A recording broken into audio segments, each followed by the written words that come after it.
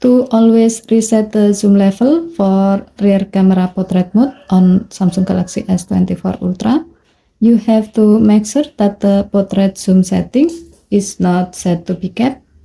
To do so, open Camera app and then tap the setting icon at the top left. Scroll down the screen. Under General section, tap Settings to keep.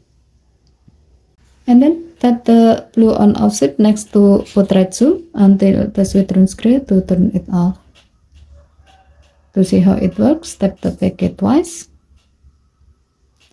Change the camera mode to the rear camera portrait mode. And then change the zoom level. As the example, we will set it to 5 times.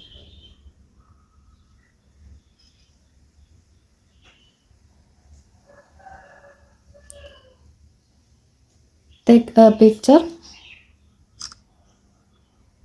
Close the camera. And then reopen the camera. Change the camera mode to the rear camera portrait mode. As you can see, the zoom level of this mode will always be reset back to the default zoom level or 3 times. Okay, thank you for watching. Please help to like and subscribe. Have a nice day.